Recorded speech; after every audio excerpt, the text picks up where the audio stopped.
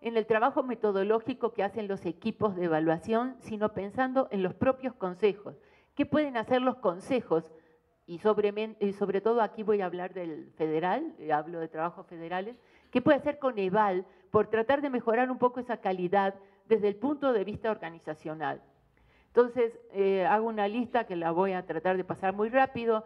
Digo, emitir siempre términos de referencia. Hoy por hoy no tenemos siempre términos de referencia y la mayor parte de los que existen son términos de referencia totalmente estandarizados, o sea, las evaluaciones de, por ejemplo, de consistencia y resultados, pues tienen sus términos de referencia, pero son iguales para cualquier área de estudio, no importa si se trata del transporte, de la salud o de la educación, y obviamente no van a fondo en la problemática concreta de cada programa. Hablo de conformar equipos interdisciplinarios de evaluación experimentados y ad hoc para cada programa. Muchas veces los equipos en realidad no tienen experiencia, o si la tienen, muchas veces están concentrados en algunas disciplinas que no necesariamente son las adecuadas para evaluar el programa, y sobre todo programas sociales. Yo creo que falta muchas veces la incorporación de sociólogos, antropólogos, psicólogos sociales, y por el lado opuesto yo diría, a pesar de la audiencia que hoy tengo, que hay exceso de economistas, para mi gusto. O sea, digo, sí son necesarios, pero creo que hay exceso de presencia de economistas en los equipos evaluadores y que faltan las ciencias sociales, las otras ciencias sociales. Bueno, emitir siempre convocatorias, pues tampoco, digamos, hay convocatorias hoy por hoy, antes se hacían por lo menos convocatorias a 3 instituciones, hoy por hoy la mayoría son asignaciones directas, no sabemos con cuál criterio. Explicitar los criterios de selección de las propuestas, bueno, suponiendo que hubiera convocatorias, obviamente. Transparentar los montos contratados, no solo a posteriori, que digo que faltan, sino también a priori. Una de las cosas que en EvaluaDF funcionó fue definir un precio para las evaluaciones y luego abrir las convocatorias para que se compitiera exclusivamente en calidad, no vinculando las dos cosas como ha pasado en las convocatorias que se hacen a nivel federal, donde se trata de elegir buena calidad, pero también menor costo. Realizar trabajos de campo que verifiquen y complementen la información institucional. Como ustedes vieron recién en el ejemplo que se presenta, pues hay una riqueza de trabajo de campo en torno a lo que son los comedores comunitarios. Pero si ustedes se fijan en todos los tipos de evaluación que hoy por hoy se hacen, solo hay obligación de hacer trabajo de campo en las evaluaciones de procesos, que son del tipo de la presentada, y de indicadores que yo sepa nunca se ha hecho ninguna, o sea que de hecho no existen. Luego existen evaluaciones de impacto y de específicas, las llamadas específicas por Coneval, que son las que no son específicas efectivamente, sino las que quedan una vez que uno vio todas las específicas, el resto las denominaban específicas. Bueno, esos dos tipos de evaluaciones, de impacto y específicas, en los lineamientos se establece que pueden tener trabajo de campo, pero no se exige. Entonces, en definitiva, el único que tiene hoy por hoy trabajo de campo exigido son las de procesos. Las de impacto incluso se pueden hacer sin trabajo de campo. Bueno, intentar evaluaciones de impacto de tipo contributivo, es decir, se han hecho muy pocas evaluaciones de impacto, creo que no pasan de unas 15 desde que se creó Coneval, siendo que es lo más importante, saber en última instancia si mejora o no mejora las condiciones de vida de la población. Pero ¿qué es lo que pasa? ¿Por qué se hacen tan pocas? Pues porque Coneval exige que para hacerlas hay que hacerlas con un modelo experimental y por lo tanto hay que presentar una propuesta que demuestre que se tiene la información para hacer un estudio experimental para poder llevarlo a cabo. Bueno, en lo personal yo pienso que hay otras formas de evaluar el impacto, que es preferible utilizar evaluación cualitativa y de tipo contributivo a no hacer nada, porque lo que estamos cayendo es que en las evaluaciones de impacto son excepcionales, no se hacen porque no cubren los requisitos de la experimentación. Exigir un mínimo de páginas para cada evaluación, como les decía, he encontrado evaluaciones de 2 páginas. ¿Podemos pensar que eso es una evaluación? Y mantener siempre informados sobre la respuesta institucional, las recomendaciones y su cumplimiento. Coneval hace un informe anual, pero a veces es muy difícil dar seguimiento y entender y tener claro cómo van evolucionando estas cosas. Creo que hay que agregarle claridad. Bueno, creo que me quedan 5 minutos, casi voy a poder hablar solo de Coneval. Un aspecto importante es el de las recomendaciones que se hacen, no solo el problema de calidad, como les decía, sino ver las recomendaciones. Coneval actúa de la siguiente manera: recibe las evaluaciones del equipo evaluador, la comparte, la envía, digamos, a los órganos operativos, y hay un proceso en que Coneval con los órganos operativos se ponen de acuerdo en qué de todas las recomendaciones que se hicieron van a ser tomadas en cuenta para ponerse en práctica. Y esas son las que se llaman aspectos susceptibles de mejora en el lenguaje de Coneval.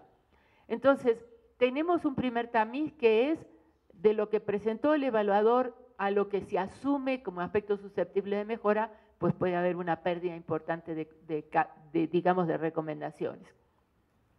¿Cómo han evolucionado esos aspectos susceptibles de mejora? Bueno, ahí no está el dato inicial, pero para los primeros años de Coneval fueron 900 y tantas y 800 y tantos aspectos susceptibles de mejora. En el periodo que yo presento ya baja a la mitad, empieza con 400 y termina con 260, o sea, digamos, cada vez hay menos aspectos susceptibles de mejora, y lamentablemente no creo que sea porque las cosas están mejor. Creo que es porque se ha tendido a reducir por problemas de incumplimiento, como vamos a ver después. Más allá de que si se asumen o no las recomendaciones como aspectos susceptibles de mejora, después está el problema de si se cumplen esos aspectos susceptibles de mejora convenidos. Bueno, allí están las cifras de los últimos años del porcentaje de cumplimiento. Como pueden ver, anda alrededor del 70% en los primeros años, y hay un brinco casi de 20% en el último periodo, una mejora del 20%. Sin embargo, hay que estudiar qué hay detrás de esa mejora.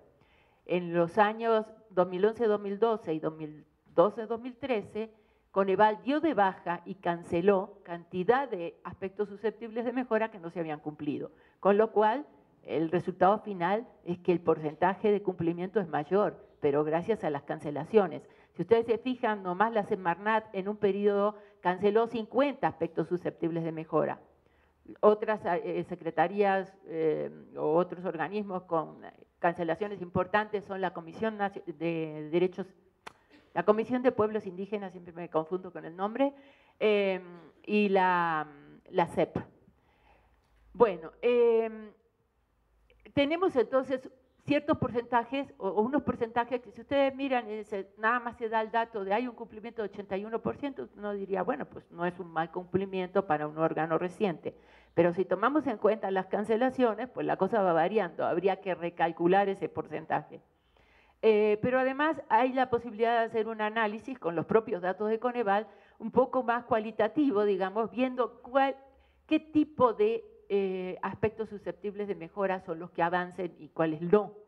En concreto, digamos, los aspectos susceptibles de mejora están clasificados en 5 tipos, que son los que aparecen ahí, y digamos como que los más importantes que yo resaltaría por la falta de tiempo serían las correcciones que, digamos, son las que se han ido incrementando de 22 a 72 correcciones en el periodo que tenemos. Se trata de correcciones de tipo operativo, vinculados sobre todo con la matriz de marco lógico. O sea, no son correcciones profundas, sino sobre la forma de operar, de implementar los programas.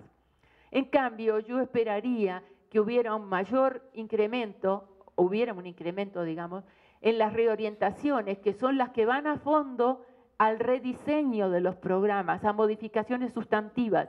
Sin embargo, pues eso está estancado en 22 del inicio al final. Bueno, me quedan 3 minutos, entonces voy a decir rapidísimamente. A nivel del gobierno del DF, Evalúa DF realizó un análisis en junio del 2011 del cumplimiento de las recomendaciones y no tengo información posterior. La he pedido a Evalúa DF y no la he obtenido. No sé si se está haciendo el seguimiento o no. entonces solo puedo llegar hasta junio del 2011. Pero digamos, rapidísimamente, las recomendaciones aceptadas del total de emitidas, que están en la tercera columna, han variado 84, 91, 89% en esos periodos. Las aceptadas. Posteriormente, digamos, este mismo informe nos habla de cuáles se habían cumplido. Teníamos un cumplimiento pleno en el 63%, un cumplimiento parcial en el 19%. Si pensamos que el parcial es como de 50%, pues redondeamos alrededor de un 73% de cumplimiento, pero no sabemos qué ha pasado en los años posteriores. Entonces, lo que quiero decir con esto es que EvaluaDF tiene, a diferencia de Coneval, el carácter vinculatorio en sus recomendaciones.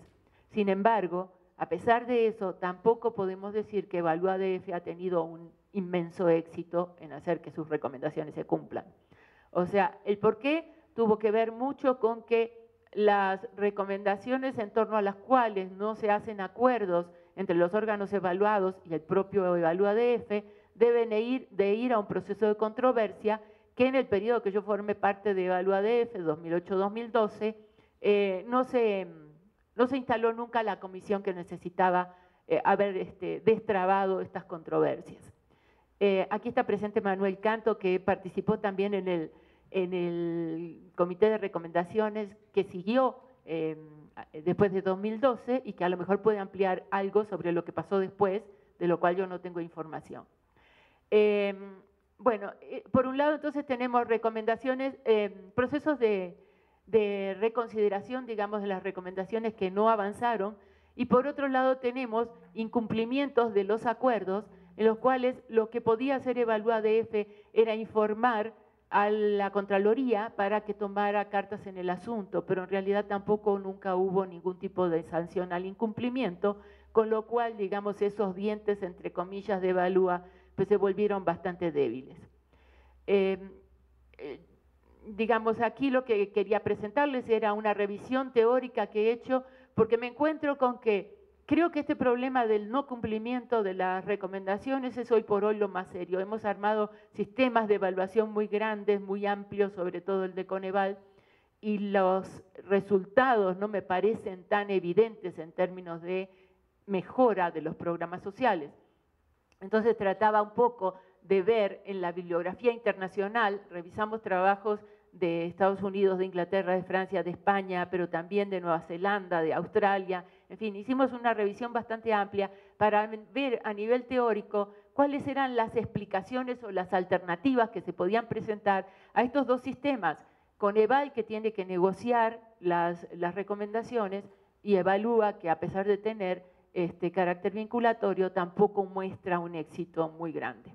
Y bueno, pues la cantidad de factores que aparecen es muy grande. Yo ahí las he concentrado en calidad, por un lado, que para mí era muy importante, pero que veo que la experiencia internacional indica que el problema no va tanto por la calidad, sino por factores más de tipo político.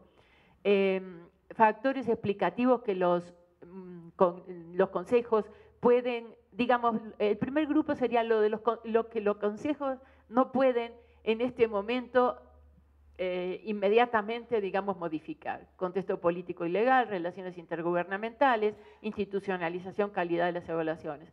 Pero hay una serie de cuestiones en las cuales sí se puede, digamos, mejorar, como sería mayor participación de los responsables en el diseño de las evaluaciones, cosas como las que he hablado, concursos abiertos, mejor selección de evaluadores, levantamiento de trabajos de campo,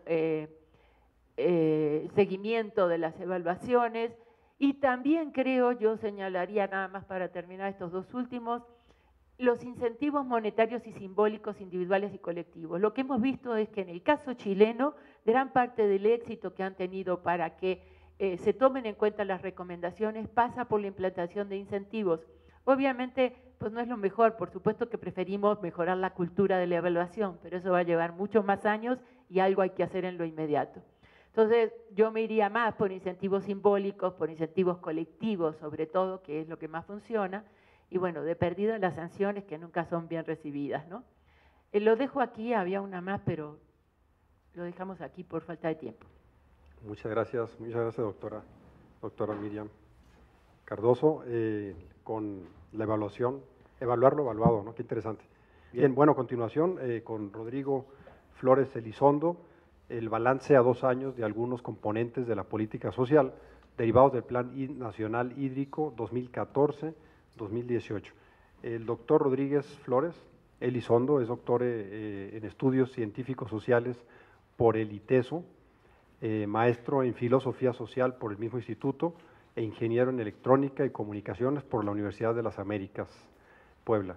Profesor investigador del Instituto Tecnológico de Estudios Superiores de Occidente y miembro del Sistema Nacional de Investigadores. También sus líneas de investigación son socioeconomía y medio ambiente, gestión social del agua, estudios económicos regionales, educación y mercados laborales. Adelante, doctor. Arriba ese ánimo, ya mero vamos al receso. Como verán, cambié el nombre de la ponencia porque en las últimas 3 semanas se reactivó el debate sobre la Ley General de Aguas que podría dejarnos en la sequía, porque está medio mal hecha. Entonces, esta ley se metió a comisiones el martes en la noche para que el miércoles 4 de marzo se votara en el Pleno y así se pasó a la Gaceta Legislativa. Entonces, tuvimos a la mano esta última ley y dijimos, vamos a orientarla. Entonces, yo pues pedí la venia de los organizadores y cambié mi tema. Entonces, por eso Luis ha tenido la versión anterior, se les ha presentado, esto es lo que vamos a ver hoy. La Ley General de Aguas 2015, y lo primero que acusan las organizaciones que la revisan es si es privatizadora, si es violadora del derecho humano al agua que debería cubrir, y si es criminalizadora. Vamos a ver esas tres cuestiones.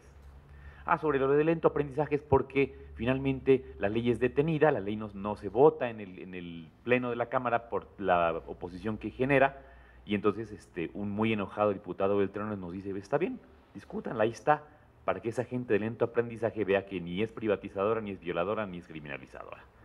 Entonces, me gustó la frase de Beltrones, hagamos el lento aprendizaje y veámosla con calma. Lo que vamos a ver ahorita es esta Ley General del Agua, qué vinculaciones tiene con la política hídrica federal, que es lo que estaba yo preparando antes, qué prioridades maneja, unas notas sobre el derecho humano al agua, cómo es esta presión por privatizar y las conclusiones. Lo veo ahí muy, por eso me he pasado aquí a la computadora para poder señalar con esta mosca lo que voy moviendo. El Plan Nacional de Desarrollo de Peña Nieto tiene un componente hídrico que es el Programa Nacional Hídrico 2014-2018 que sale hasta mediados del año pasado. Entonces, eso era el plan original de evaluar qué componentes de este plan, aunque lo publican a mediados del año pasado y hay poco que balancear, realmente le pone nombre a cosas que ya se hacen. La política hídrica de este país tiene décadas funcionando, orientada a la mercantilización del agua, y lo que hace el presidente en turno es nada más avalarla y decir, bueno, ¿qué se van a hacer durante esos 6 años? Estas son las reformas, la modernización y los objetivos. Aquí dice fortalecer la gestión integrada y sustentable del agua. El número 2, incrementar la seguridad hídrica ante sequías. Me saltó el 3. El 3 es fortalecer el abasto de agua y el acceso a servicios de agua potable, alcantarillado y saneamiento. Los 3 muy nobles, dicen uno, ¿por qué habría uno de criticar eso? Son buenísimos. La 4 habla sobre las capacidades del sector hídrico. La 5, asegurar el agua para el riego agrícola, energía, industria, turismo, o sea, el agua que nos hace economía. Y la 6 es consolidar la postura mexicana en el exterior. Entonces voy a discutir la 1, la 2, la 3 y la 5. Cuando hacen su diagnóstico en el Programa Hídrico Nacional, la CONAGUA está pensando siempre en estas dos cosas. ¿Cuánta agua hay y cuánta agua se requiere? Y entonces hace un balance como contadores del agua, ya ni como administradores, como contadores. Hay, se usa, no hay, no se usa. Se usa el agua superficial y subterránea según su origen, y se usa para la agricultura, el servicio de las ciudades, la industria fuera de las ciudades, y bueno, los tratados internacionales que tenemos con Estados Unidos en la frontera. Y la predicción a 2030 es que la brecha, esto de aquí en medio es la brecha, va a crecer. ¿Cómo se está cubriendo la brecha actualmente? Pues el gasto ecológico, que es quitarle a los ecosistemas el agua que ellos necesitarían para darnos sus servicios ecosistémicos. Estamos secando ecosistemas y sobreexplotando sobre todo mantos freáticos. Estamos invirtiendo nuestro futuro en un mal manejo del agua. Hoy, los datos de 2010 y en la previsión de 2030, bueno, pues dicen de dónde vamos a sacar 23 hectómetros cúbicos que faltan, son millones de metros cúbicos. Eso es lo que les preocupa sobre todo. Entonces tienen la gestión sustentable, el 1, la seguridad hídrica, el 2, el abasto y saneamiento público y el agroeconomía. Esta ley general del agua se genera porque se proclama el derecho humano al agua en México y entonces dicen hay que hacer una ley general del agua. Entonces esta es la primera flecha, es la que genera, y entonces esa ley debería responder directamente y con fuerza al derecho humano al agua, la seguridad hídrica y la gestión de los ecosistemas, pero pongo a propósito flechas débiles porque son respuestas débiles. A lo que se responde con mucha fuerza es al agroeconomía. Da muchas garantías al que quiere invertir en México en cuestiones de agua, cubriendo más o menos el otro aspecto. Esta filmina es la que refleja lo que es la preocupación que tenemos los académicos de esta Ley General del Agua. Ahora vamos a ver con detalle el derecho humano al agua. Es un derecho muy tardío, por más que sea obvio que sin agua nos morimos en horas, tarda 2 generaciones humanas en llegar a la ONU y decir la ONU, ok, será derecho humano al agua. Entonces tenemos en el 48 la Declaración de los Derechos Humanos, el Pacto del 66, por fin en 2010 la ONU dice, ok, es derecho humano el agua, pero por votación dividida, o sea, ni siquiera están seguros. Aquí en México la tomamos en 2012 con todas nuestras fuerzas, aquí no hubo división, y en 2015 se lanza una ley. Esta ley debió haberse lanzado en 2013, eran 360 días a partir de la promulgación de febrero del 2012 para que hubiera esta ley, pero se ve como que había cosas que ajustar y se han tomado 3 veces lo que tenían que haberse tomado para formularla. Hay al menos una iniciativa del Ejecutivo y hay también una iniciativa ciudadana Agua para Todos, en la que participan universidades como la UNAM misma, y que se metió también a la Cámara, pero no fue tomada en cuenta. Entonces hay una controversia ahí de años que no se ha resuelto. ¿Cómo se metió el artículo 4 constitucional? Se metieron ese mismo 9 de febrero, se metieron 2, el derecho al medio ambiente y el del agua. El de arriba dice, toda persona tiene derecho a un medio ambiente sano para su desarrollo y bienestar, el Estado lo garantizará. Y el de abajo, toda persona tiene derecho al acceso, disposición y saneamiento de agua para consumo personal y doméstico en forma suficiente, salubre, aceptable y asequible. Voy a distinguir los términos, nada más aquí digo que ya tenemos una devaluación de la ley, la que acepta la ONU habla de agua potable, agua que se puede uno empinar. Y la de aquí dice, bueno, agua para su consumo en su casa. Como en México sabemos, el agua de la llave no se toma. Cuando llega un extranjero tenemos que decir, no te tomes el agua de la llave que te vas a enfermar. Entonces, eso no debería ser, pero ya nuestro cuarto constitucional no lo consagró. El Estado garantizará este derecho y pondrá los medios. Entonces, ¿qué tenemos? Tenemos definiciones ambiguas. El artículo que tiene las definiciones al inicio habla de derecho al acceso, disposición y saneamiento, pues sin dar cosas concretas, en forma suficiente, salubre, aceptable y asequible. También son definiciones que a la letra se ven como que no definen nada, y se clava sobre montos a garantizar, que eso habla sobre litros por habitante al día. Esto fue uno de los nodos centrales de la discusión de la ONU. La Ley General del Agua habla sobre un mínimo vital de 50 litros por habitante al día, es lo que le puede garantizar a todo mexicano. La suficiencia según la ONU es entre 50 y 100, a la letra de los documentos de la ONU, basados en la OMS, la Organización Mundial de la Salud, que habla de un mínimo de 50, pero de un ideal entre 100 y 200. ¿Por qué tendríamos que estar pegados en el mínimo? Estrategias y planes como las que debería haber para garantizar esto, no hay. Ahora, ¿de dónde saco yo? ¿Qué trae los artículos? Se los pongo para que vean que no definen nada, simplemente vuelven a pasar sobre la definición ya dada y resalto sobre lo que sí se va a discutir. Sobre costos y cargos en lo asequible. El asequible es que cada país decida cómo va a manejar el agua. El nuestro decidió que cobra por ella, cobra por el servicio. El agua es libre ahí en el río, pero bueno, para traerla entubada y bombeada y potabilizada con cloro, pues, eso cuesta y entonces hay que meterle, hay que pagarlo. Pero si alguien en este país no puede pagar el costo, pues a ese hay que regalárselo. Eso es lo que dice la ONU y que aceptaron los países. Entonces, costos y cargos y cómo se va a manejar a grupos vulnerables. Y salubre es que se pueda tomar, se puede usar para bañarse, se puede usar para la alberca. Eso la ley lo manda a normas. Bueno, habrá normas y cuídense las normas. Y entonces eso es una cosa que también tendrían que haber dicho aquí, qué calidad de agua nos iban a dar. Entonces, esto es una, tomo la pantalla de la ONU, ella sí dice que entre 50 y 100, sí dice que el agua debe estar a no más de 1000 metros del hogar, que el costo del agua no debe ser más de 3% de los ingresos por unidad y que el tiempo necesario para, si alguien debe ir por ella, no sea de más de 30 minutos. Estos datos tendrían que haber estado en las definiciones de la ley, pero como que dicen, no las pongamos ahí, suenan peligrosas, suenan a compromisos. Quizá las pongan en el reglamento, por lo pronto no están ahí. Ahora, la obligación del Estado, en el artículo 49, habla de garantizar a los asentamientos. Dice, el derecho humano al agua comprende la obligación de la autoridad competente de garantizar a los asentamientos lo que sigue, los derechos de acceso, disposición y saneamiento y la dotación del mínimo vital. Entonces me definen en el artículo 10, que me van a hablar de agua suficiente, pero aquí ya me degradaron otra vez a mínimo vital. Entonces, ¿para qué me definen lo que no me van a cumplir? Y también habla de garantizar a los asentamientos, no a los humanos. Entonces, un jurista también de la UNAM, Rodrigo Gutiérrez, decía, es que hay una vulneración en que si yo soy un humano en tránsito en el territorio porque estoy migrando de Guatemala a Estados Unidos, como no estoy asentado no me dan nada, como no soy nacional menos.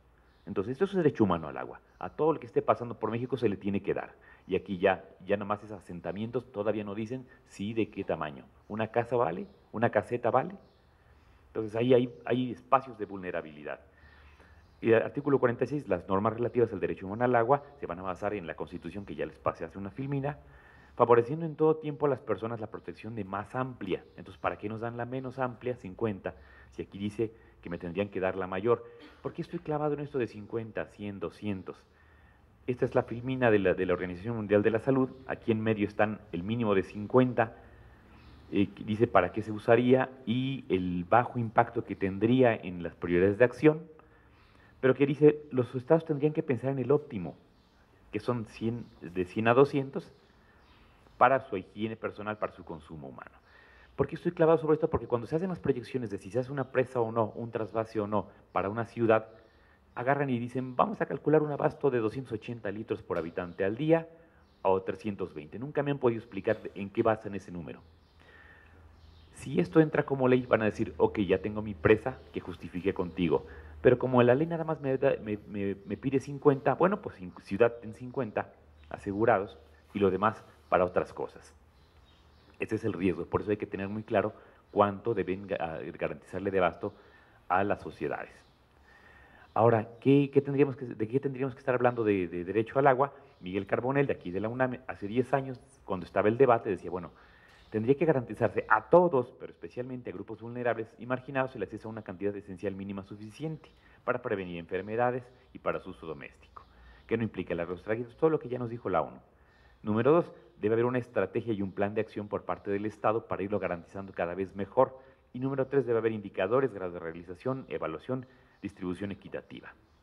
Es lo que debería haber. Y no hay, nada más nos manejan los mínimos y nos esconden qué va a pasar con el resto del agua. El agua aquí se paga. Entonces, bueno, ok, entonces el artículo 41, los costos y cargos, deben estar acordes con la capacidad económica de los usuarios. Esta mención la hacen en 2 o 3 lugares del texto de la ley y se hace como en 15 lugares que lo que sigue, se asienta en servicio que el agua potable tiene una naturaleza prestacional que deriva de la contraprestación, cuota o tarifa que se paga, de manera que se garantice al prestador de servicios, que podría ser privado, el sostenimiento del mismo. Y ahí están la bola de artículos que insisten sobre ello. El agua tiene que cubrir los costos del organismo operador del agua, que en la mayoría de los casos es público, pero que ya podría ser privado y entonces no le debe ir mal en su negocio. Entonces, pague el agua.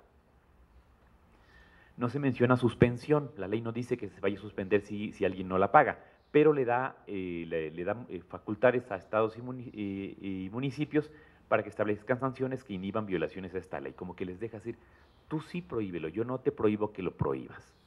Entonces, no se habla de suspensión, pero tampoco se prohíbe. Hay un espacio más para la asequibilidad, que sería, bueno, si alguien no lo puede pagar, ¿qué va a hacer? Ok, entonces artículo 237, solo a través de programas de política social, las entidades federativas y los municipios podrán asignar subsidio para garantizar el derecho humano al agua, el agua del grupo social en situación de vulnerabilidad. Entonces, le quita la presión al organismo operador de dar ella los subsidios, que es lo que está sucediendo en la actualidad, y dice, no, tú cobra el costo, cobra con tu ganancia, cobra con tu rentabilidad, y ya, si alguien quiere, si alguien tiene necesidad, que se arregle con los programas de política social de su estado o municipio, que ellos le den dinero para que te pague a ti el agua. En atención a grupos vulnerables, el artículo 236 propone política hídrica de los que van a operar el agua y le dice, bueno, pues consideren sus tarifas, varios incisos. El séptimo dice que hay que considerar la capacidad de pago de los usuarios, y el octavo dice considerar la productividad económica del agua. O sea, usted tiene agua en su municipio, considere que sobre eso hay riqueza.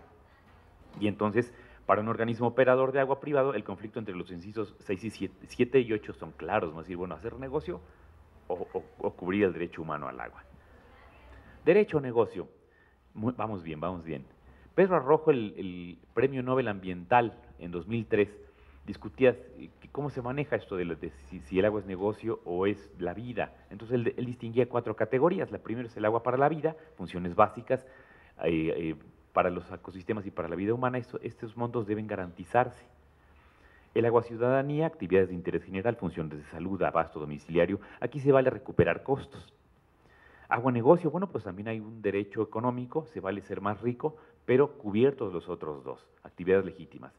Y agua delito, él decía, ¿por qué tengo que hablar de agua delito? Porque la mayoría del agua se pierde en agua delito, extracciones abusivas, vertidos inaceptables, contaminación del agua. Si arreglamos el cuarto nivel, hay agua para los otros 3. El tercer nivel, con la rentabilidad, paga los otros 2. Entonces, hay una economía del agua ya bien trazada que no se sigue y que no implica, podríamos regalarle el agua de abasto a todo el mundo y seguiría siendo negocio.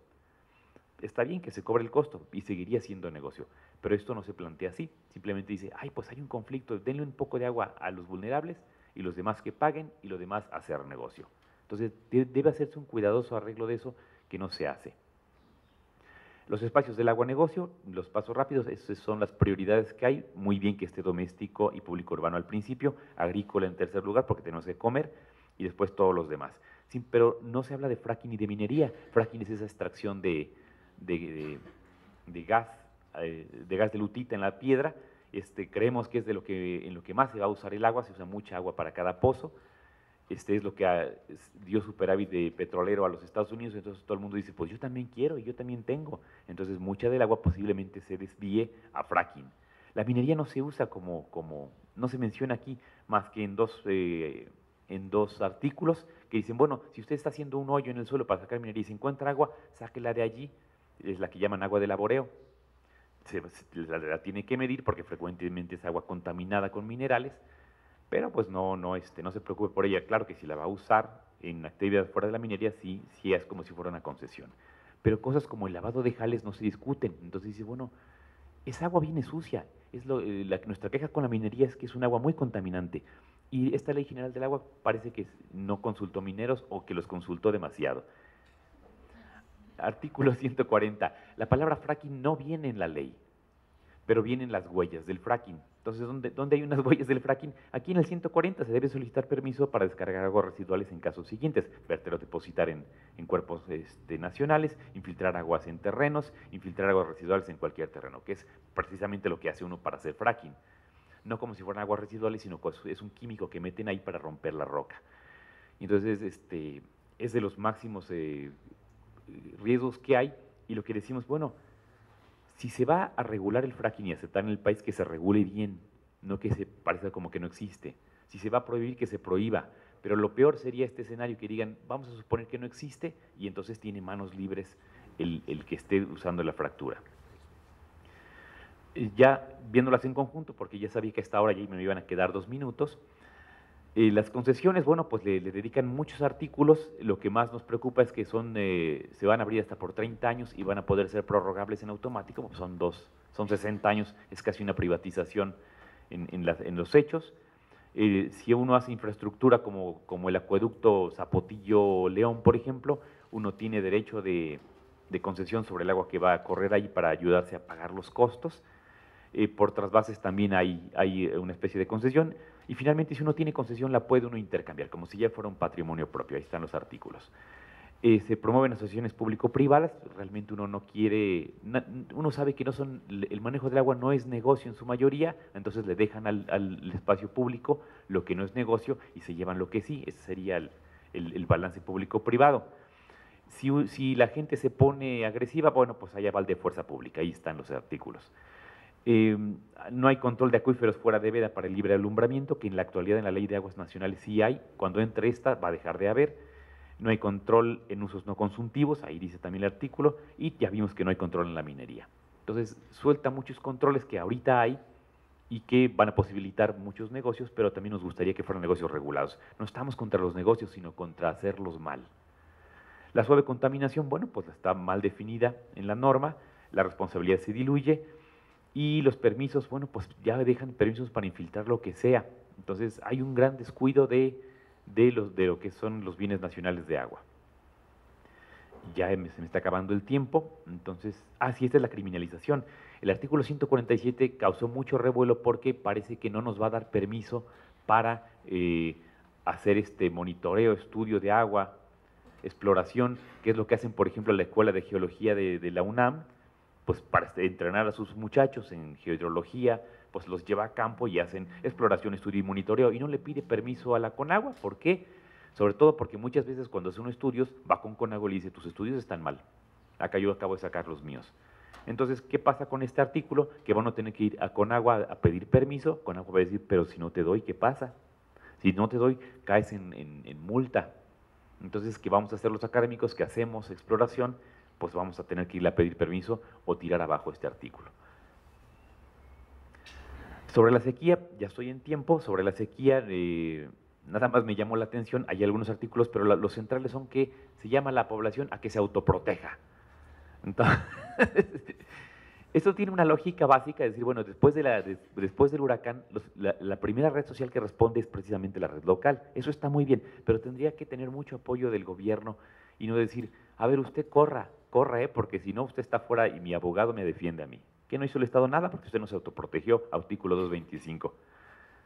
Y hay previsiones concretas que no se toman, como recuperar acuíferos, humedales, acciones de mitigación, control de orientación del crecimiento económico. ¿Por qué tenemos que crecer siempre en las mismas ciudades? Porque México es muy bonito, Monterrey y Guadalajara, pero tendríamos que distribuir el crecimiento económico a otros lados. Eso sí viene en el Plan Nacional, el Programa Nacional Hídrico, pero ya no llega a la ley. ¿Qué deberíamos estar haciendo? Bueno, pues deberíamos estar haciendo estos tipos de manejos, de reutilización del agua, captación de agua de lluvia, cosas que nos ayuden. Se mencionan en la ley, pero no con el énfasis que logre resultados. Y entonces, nada más concluyo, pues lo mejor que le puede pasar a esa ley es que la desechen, y que, porque tiene demasiadas garantías para el inversor privado, peligrosas omisiones, desecharla y hacer otra realmente social. Ha habido foros, pero no ha habido foros que confluyan gobierno y académicos y sociedad. Y bueno, pues lo que debería ser central en esa ley es discutir el proceder de la Conagua estos 26 años que lleva en funciones, qué es lo que ha hecho bien y qué debe continuar, lo que ha hecho mal y debe evitarse, lo que ha hecho malísimo y quitarle. Por ejemplo, ella genera normas, ella hace vigilancia, ella da sanciones, ella da concesiones, todo ella no tiene contrapesos. Eso es peligrosísimo, eso es un pésimo diseño de política. Y en un segundo, el ejercicio de Valencia se me inspiró ayer. Nos preguntaba Valencia si los derechos, además de enunciados, en 1000 lados dice la ley, derecho humano al agua, hay espacio de exigibilidad y justiciabilidad. Entonces me puse a hacer el ejercicio de Valencia mientras Valencia hablaba y me encontré esto. No hay propiamente exigibilidad del derecho, se mencionan obligados, sujetos obligados, sujetos objeto, objeto del derecho y mecanismos. También se menciona la posibilidad social de analizar y evaluar. Usted puede decir que está haciendo mal y poner una queja, pero no, en ningún lado dice que le tienen que hacer caso. No hay propiamente instrumentos de exigibilidad. Tampoco hay de justiciabilidad, ni se mencionan. Solo hay una sobre que si actos de la Conagua lo vulneran, usted puede ir, como de todas formas hubiera ido, al Tribunal Federal de Justicia Fiscal y Administrativa. Entonces uno dice, pues no salimos de la misma, no es una ley justiciable. Y ya nada más los dejo con la filmina sobre la biomímesis como método. ¿Qué tendríamos que hacer con el agua? Pues seguir los ciclos. La dejo ahí porque ya se me acabó el tiempo. Muchas gracias. Muy bien, gracias Rodrigo. ¿Preguntas? Por aquí hay una pregunta, hacemos una ronda, ¿no? Una ronda y tratar de que salgan todas las más posibles preguntas. Por aquí hay una, si, no sé si tengo un micrófono por ahí. Ah, sí. ¿Empiezo yo? Ah, gracias. Perdón, bueno, ahorita la segunda por Nacho. Bueno, gracias. A ver, a Ignacio Román del ITESO. Tres preguntas, una para Miriam, sobre esto del exceso de economistas y más aquí. La cuestión sería centrada, sí, creo que hay una enorme falta de consideración sobre todos los aportes que pueden estarse generando desde las disciplinas que tú señalabas. Pero además de yo diría, dentro de los economistas es un problema de exceso de economistas o exceso de una sola visión económica en la realización de las evaluaciones, en una sola lógica metodológica donde, si digamos no es la historia de la humanidad, es la historia de la lucha de clases, sino la historia de la humanidad es la historia de grupos, grupo piloto contra grupo control, hacemos un análisis contrafactual, lo metemos al Stata y nos da el resultado. Y en donde entonces ahí podemos tener problemas metodológicos graves a la hora de tener una visión estricta de una sola visión económica. Para citar Sara, se ha hablado mucho del peso de las empresas transnacionales en la cruzada. Los acuerdos con Nestlé, los acuerdos posiblemente con Bimbo, los acuerdos donde uno dice, bueno, ¿no tienen ustedes alguna información sobre cuál es el peso de grandes empresas corporativas que estén penetrando justamente a través de la cruzada en estos procesos? Igual, como en el caso de Miriam, ¿qué papel podría tener la interdisciplina en este tipo de análisis, de evaluación de la cruzada? ¿Cuál es el peso de los intereses político-electorales en el desarrollo, desde la selección de municipios hasta, que fue muy cuestionada, hasta propiamente la operación misma de otorgamiento de recursos? Por último, aunque esto lo digo en plan de broma, no está el grupo IGA metido. Es decir, ya evidentemente lo digo como broma, no es una constructora, pero ya decimos que hay cuestiones que son fuertes. Y por último, también ligado con la cruzada, pero preguntándole a David y también ligándolo con lo de los municipios, ¿dónde está la cruzada con la población que no está fija en un municipio? Con la población, sea de migración nacional, sea de migración internacional, que está sufriendo durante muy buena parte del año justamente los problemas de marginación, de pobreza, de exclusión, de discriminación, de hambre, y que no está delimitada simplemente por un censo sobre cuántos pobres hay en determinado momento en ese lugar. Entonces es lo que ubicaría. Gracias. Sí, gracias Nacho. Otra pregunta por acá. Vamos a hacer la ronda de preguntas, también sugiriendo a los que pregunten pues sean así un poquito más sintéticos. Hola, Tania Hernández del programa de posgrado en Ciencias Políticas de la UNAM. Mi pregunta va para la doctora Lucía. Un poco ayer comentaba el doctor Manuel Canto sobre una tensión que existía entre los derechos, o sea, de tener una visión de derechos a una visión más de la acción gubernamental y de un individuo sujeto a esta acción. Si ustedes la han logrado distinguir en esta documentación que han hecho de los programas, por un lado, y la otra dirigida al doctor David Martínez, concluye su presentación con con el advertimiento de una fragante violación de derechos de muy diversa índole. La pregunta sería como, ¿por dónde entrar? Si sería por la cuestión laboral realmente, o si podría ser más por una más protección gubernamental, una articulación, no sé cuál es su visión. Muy bien, acá por este lado, el doctor Vanegas, Israel. Perdón que te haga correr con el micrófono, pero fue el que conseguimos. Tres preguntas breves. La primera sería para Sara y Citlali. Me encantó la presentación. Quiero ser un poco abogado del diablo, y cuando vimos ahí cómo tenían los municipios SAP y cómo se iban distribuyendo los comedores, Yo me imagino que Cedesol inmediatamente lo que les dijo fue, sí, pero tienen que controlar por población, ¿no? En ese cuadro. Entonces, quería ver qué han encontrado cuando controlan por población atendida en esos comedores y cómo les cambiaría el cuadro. Para David, mira, la lámina que más me interesaba y donde quería entrar, donde yo quería que enfatizaras era la parte del programa de jornaleros agrícolas. Cedesol igualmente siempre lo que nos dice es, a la hora de evaluarlos por evaluaciones específicas de desempeño, lo que nos dice es que es muy difícil encontrar a la población, hacer un censo de población de jornaleros agrícolas. Lo que quería ver es, lo que quería preguntarte es, ¿tú qué has visto? ¿Cuáles son los problemas que hay en León para que se implemente el programa? Y por último, una pregunta para Miriam, que es, sí, ya vimos en el mismo tenor, ya vimos y aquí me voy a morder la lengua, ya vimos que hay más economistas en la parte de la evaluación y yo quería ver, ¿qué nos puedes comentar de esta otra tensión que tenemos en la evaluación de programas, que es la tensión entre lo académico y la consultoría?